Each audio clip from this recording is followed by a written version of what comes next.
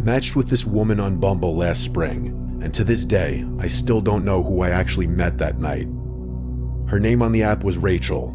She looked normal in her pictures, nothing crazy or overly edited, just a cute brunette who worked in marketing and liked hiking. We talked for a few days, and she seemed down to earth. No weird messages or vibes. She didn't push for anything, and she actually wanted to go slow. Honestly, it felt refreshing compared to the other matches. After about a week of talking, we agreed to meet up for dinner on a Wednesday night. She picked a restaurant in a quiet part of town, a little nicer than the places I usually go, but nothing too crazy. When I got there, I texted her that I parked. She didn't answer. I waited at the entrance, checking my phone every couple minutes. 10 minutes went by, then 20. I thought maybe she got stuck in traffic. I messaged again, saying I was inside by the hostess stand. I started getting a little embarrassed. It looked like I was getting stood up. The hostess asked if I wanted a table, and I told her I was waiting for someone. She told me no one under the name Rachel had checked in. Now 30 minutes passed, and I was about to leave when a guy came in and walked straight up to me. He was maybe mid-40s, scruffy, kind of heavy, wearing a black hoodie. He asked me if I was Jake. My name wasn't on the reservation, so it caught me off guard. I told him yes, and he said he was Rachel's brother. He told me Rachel wasn't feeling well, but she still wanted to meet me, and she asked him to pick me up and bring me to their place since it was really close and she didn't want to cancel. The whole thing already sounded weird, and I asked why she didn't text me that. He said she tried, but her phone died, and she didn't really want to bail on our date. His tone was calm and polite, and he didn't seem aggressive or anything, but this was just a little off. I asked where she lived, and he said just a few blocks over, and that driving would be easier because the sidewalks were icy. I stood there debating it. A part of me felt like a jerk if I refused, like maybe she really was sick and embarrassed. But the other part of me felt like nothing about this was normal. I told him I was fine walking. I asked for the address. He said it would be better if he showed me. That's when something in my stomach told me not to go. I told him I'd rather reschedule, and I started walking toward the door. He stepped in front of me, not aggressively, but just enough to block my path. He said Rachel would be upset and that she specifically asked him to bring me. I told him I'd text her later. He stared at me for a few seconds, then stepped aside and said, "Have a good night," in a tone that sounded more like a warning than anything else. I left the restaurant fast and got into my car. I locked the doors immediately. As I pulled out of the parking space, I saw him standing outside the restaurant watching me. I drove away thinking that was the end of it, and maybe it was just some weird misunderstanding.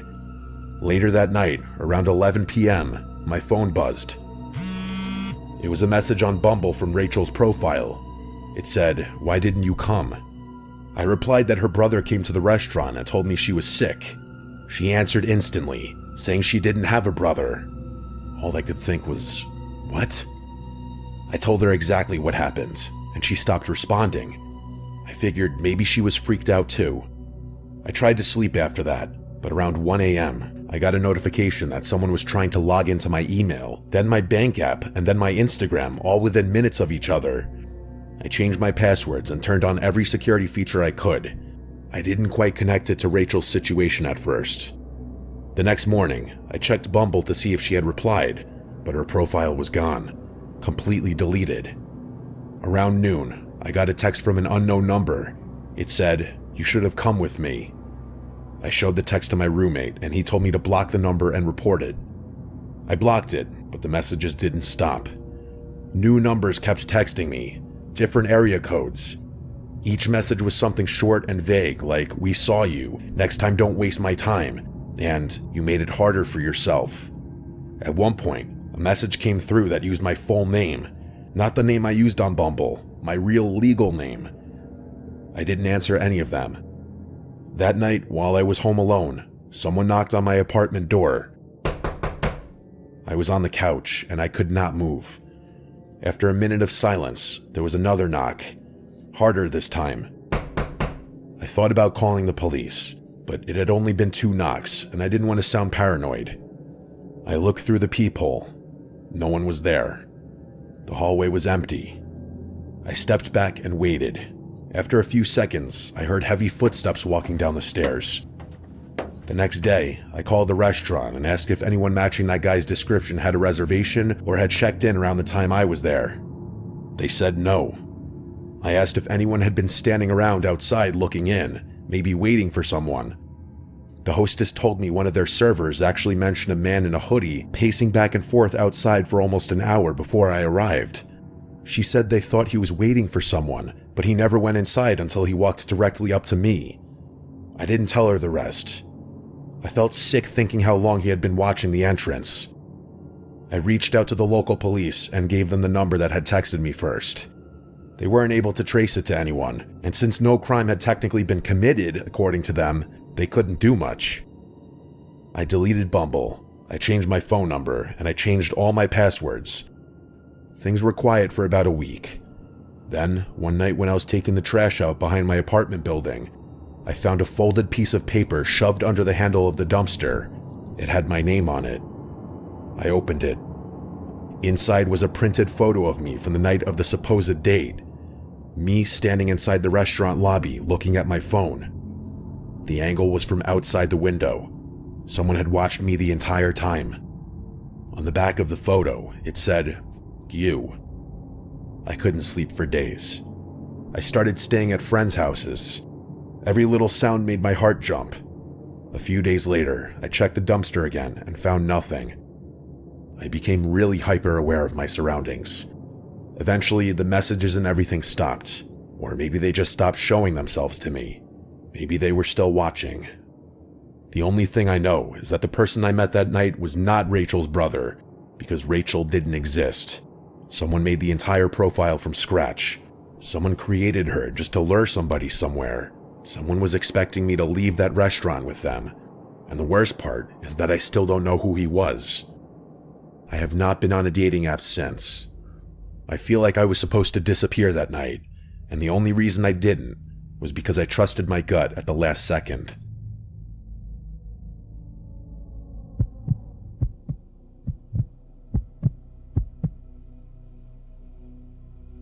After turning 30 years old back in January, I started getting sick of being single. I hadn't been in a real relationship in several years, and I wanted to get back out there.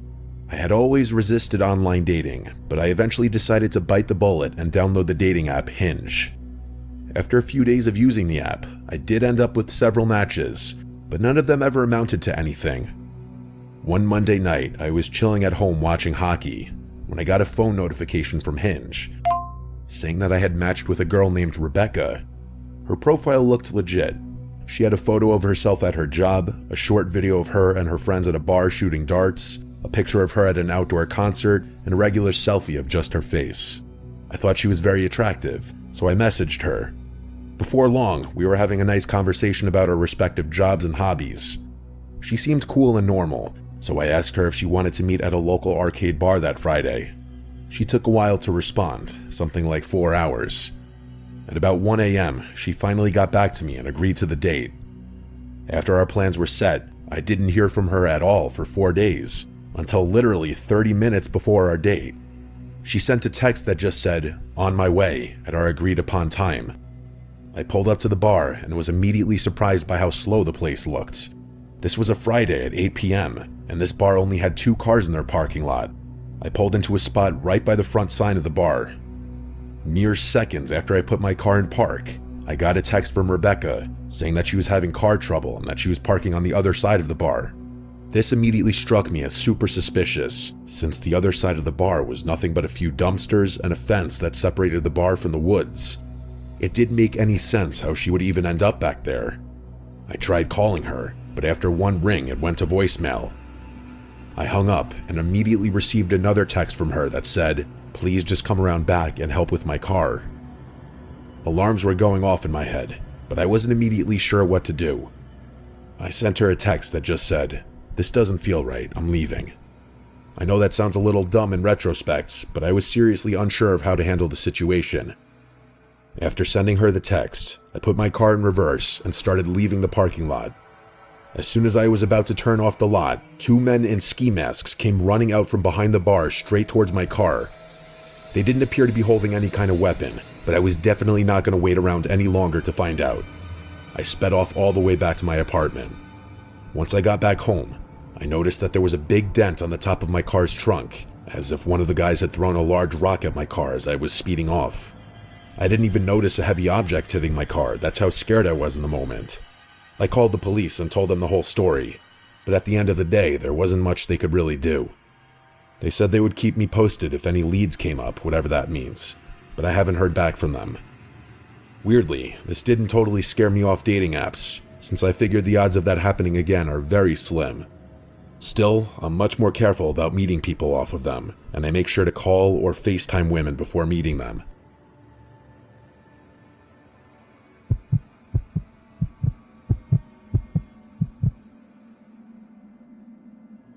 I still remember that stretch of 2024 like it was yesterday. Humid city nights, cramped condo living, and the constant hum of anxiety sitting in my chest because the board exam was only a few months away. I was staying in a small condominium in the city with my 3 friends. All of us were buried in review materials, practice exams, and the occasional emotional breakdown disguised as a coffee break. And like every other stressed out 20-something stuck between obligation and burnout, I thought it would be a great idea to distract myself with someone new. That's when I met him. Let's call him Michael.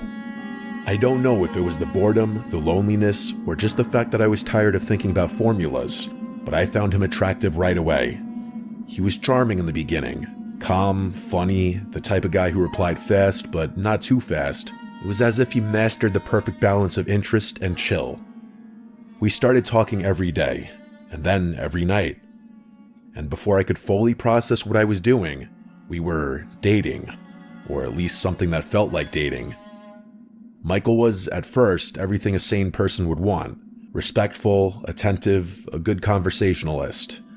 We would be on calls for hours while I lay on my thin condo mattress, staring at the ceiling and listening to his voice fill the room. The only weird thing was that he never showed his face during our calls. He claimed his phone had been stolen and the laptop he was using didn't have a functioning camera. I didn't question it at first, but slowly, little red flags began popping up like notifications I kept swiping away. The biggest one? The way his tone changed whenever the topic got even remotely intimate. Out of nowhere, this man would ask me for explicit selfies, every single time. I shut it down firmly every time. I wasn't comfortable with that, especially online.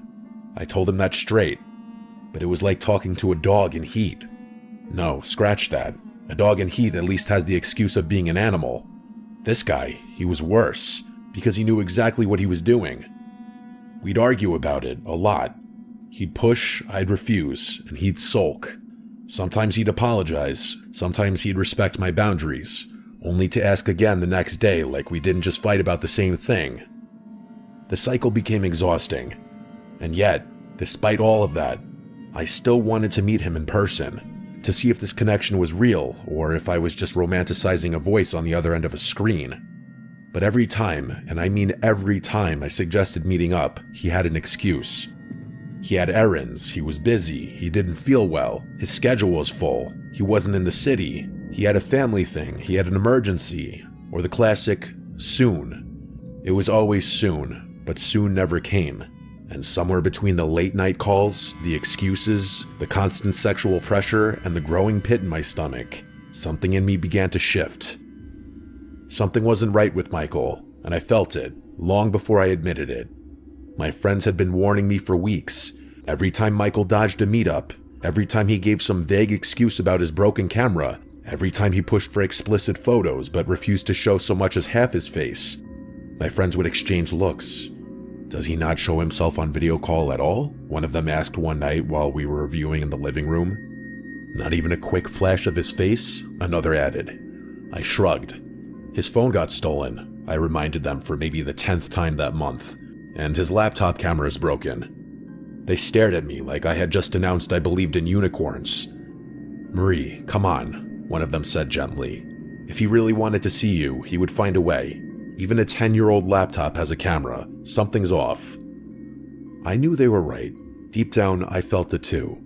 But I kept defending him. I kept telling myself he wouldn't call me every day if he wasn't serious. I kept insisting he was just going through something personal. I kept believing the version of the person he pretended to be. Then came December, weeks before Christmas, with that stupid mix of hope and denial swirling in my chest. I finally told him, "Come over, meet my family, spend Christmas with us." He sounded thrilled. He said yes instantly, no hesitation or excuses. For the first time, I let myself believe that maybe everything would pay off in the end.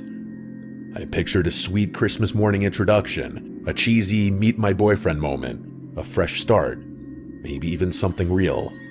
But the day before our meetup, everything shattered. I remember sitting on the condo couch reviewing flashcards when he called me. His breathing was shaky and uneven. At first, I thought he was just stressed. Then I realized he was crying. "Can we talk?" he whispered. Something in me went cold. It took a while for him to choke it out, but when he finally did, the words hit me like a punch straight to the stomach. "I'm a catfish." My heart dropped. He confessed everything. The photos, fake, taken from an Indonesian influencer he'd been pretending to be. His name, fake. His work, fake. His nationality, he lied about everything. My head was spinning so hard, I thought I would throw up. I felt my skin crawl and my face drain of color. It was like he peeled off a mask I didn't even know he was wearing. And then, because apparently the universe wanted the moment to be even worse, he sent me a picture of his real face. He claimed he didn't lie about being 24, but honestly, I've seen uncles in their late 30s who looked younger than him. In that moment, my brain connected all the dots. The way he pushed for explicit photos, the way he'd get sulky and aggressive when I refused, the way he'd avoid meeting up. Knowing what he really looked like, what he really was, made all his past behavior 10 times more uncomfortable. When I told him I wanted to break up, he snapped. He said, "So you're just like the other girls. You only liked me because of the pictures of the guy I used. You never cared about me. You're no different." I was stunned. He lied to me, deceived me, manipulated me, yet somehow I became the villain. He ranted and I cried. He blamed me, then he apologized, and then he begged. He guilt-tripped, like a full cycle of emotional manipulation condensed into 30 minutes. And then came the most unhinged part of it all. He said, "Please just let me stay with your family on Christmas. I already told my parents I won't be home. I have nowhere else to go." I stared at my phone in disbelief. Absolutely not. I muted him. I ignored every message, blocked the numbers, refused to let his chaos bleed into my holiday. And I had a peaceful Christmas with my family, the kind of Christmas I needed. But if things had truly ended there, I wouldn't be writing this. Because Michael didn't stay gone. He didn't accept the breakup. He didn't disappear quietly. And the worst part was still coming. For almost a year, life felt normal again. I focused on myself, my hobbies, and my friends. I became active on Instagram again, something I had stopped doing while dealing with the emotional fallout of Michael's lies. I started posting selfies, little life updates, even some cosplay photos I was proud of. It felt good to exist online without feeling watched. But the one thing I forgot? Michael and I still followed each other. It didn't even cross my mind until it was too late. One night, after posting a few stories, nothing dramatic, just a selfie and a behind the scenes of a new cosplay, I got a notification. One message request, Michael. He replied to my story, "Hey, how have you been?" Just reading his name made something cold crawl up my spine. I didn't open the message. I didn't even breathe for a second. I just locked my phone and tossed it aside, like the words would burn me if I looked at them for too long. I tried to ignore it, but the notifications kept coming. Every few hours, another message. Eventually, I got so sick of it. I opened our chat, and the moment I did, my entire body went cold. Because sitting there, sent just minutes earlier, was a photo of the front of our house. My parents weren't home. I felt like the air was being sucked out of my lungs. My fingers moved on instinct. I locked all the doors in the house, ran upstairs, shut my bedroom door, and locked that too. Then I called the police. While I was on the phone, trying to speak without my voice cracking, I heard knocking. Pounding. He was outside, and yelling my name. He yelled, "Please just open the door. We can talk." His voice was desperate and unhinged, a tone I had never heard before. I held my phone so tightly I thought it might crack. I crouched beside my bed, trying not to make a sound while the dispatcher kept me calm, step by step. "We're on the way. Don't come out. Stay on the line." It felt like hours, even though it was probably just minutes. Thankfully, we lived close to a police station. I heard footsteps outside, an officer shouting, and then finally, silence. They arrested him. When they came to the door to check on me, I finally unlocked it, still shaking. The officer who talked to me had a serious look on his face. The officer told me he was holding a knife. I had to grip the doorframe to stay upright. He came to my house with a knife. I didn't know if he meant to threaten me, or hurt himself, but none of the possibilities made me feel any better. They were all terrifying. Because of that, I had no choice but to tell my parents everything, every lie he told, and every red flag I ignored. They scolded me, of course, for trusting someone online and for hiding it from them, but underneath the worry and anger, they were relieved that I was alive. My mom hugged me like I came home from war. Thinking back on the words, "he was holding a knife," still give me the chills.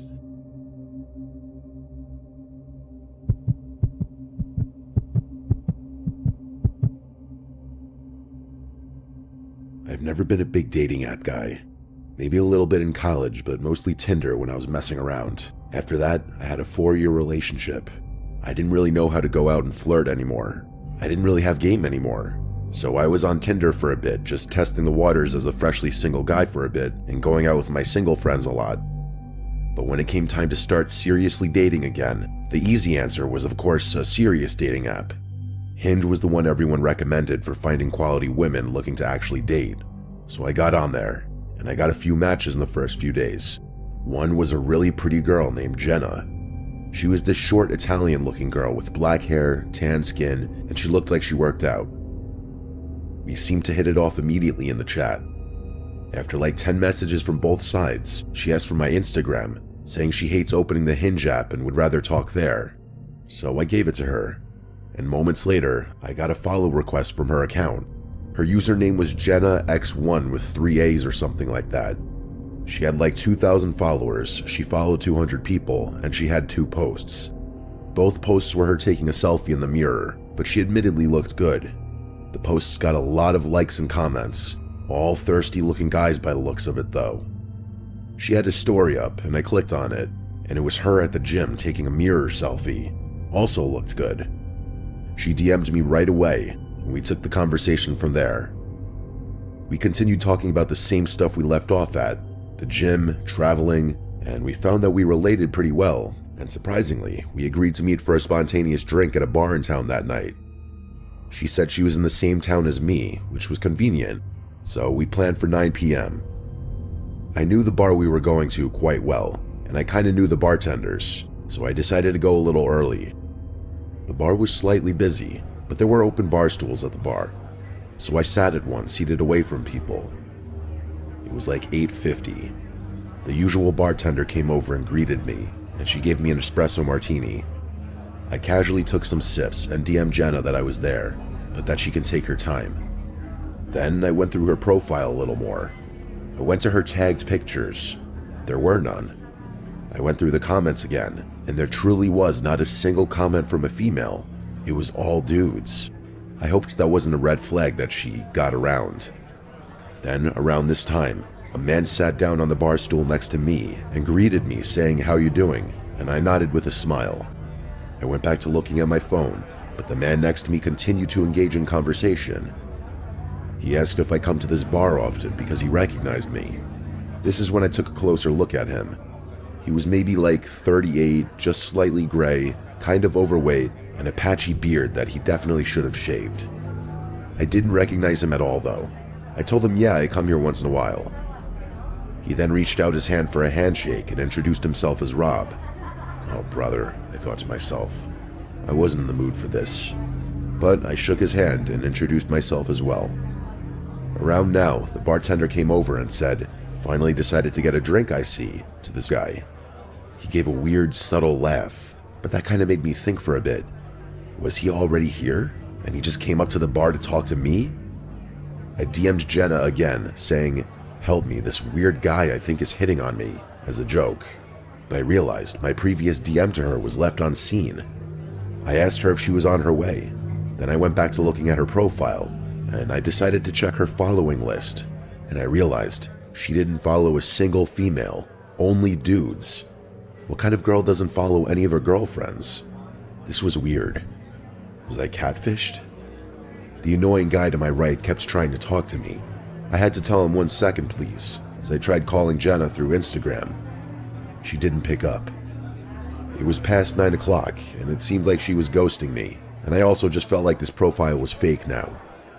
I went to Hinge to find that her profile was gone, like I expected. Yup, I got catfished. I asked the bartender for the check, and then the Rob guy said, "Leaving already? Where are you from?" I said, "Yeah, I gotta get going." I didn't care to explain the situation to this guy. To be honest, I was kind of annoyed at how outwardly he went out of his way to talk to me.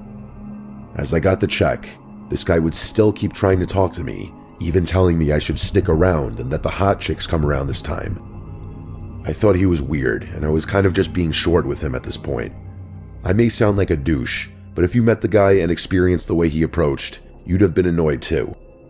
As I said bye to the bartender and turned to leave, I felt a tight grip on my left wrist suddenly.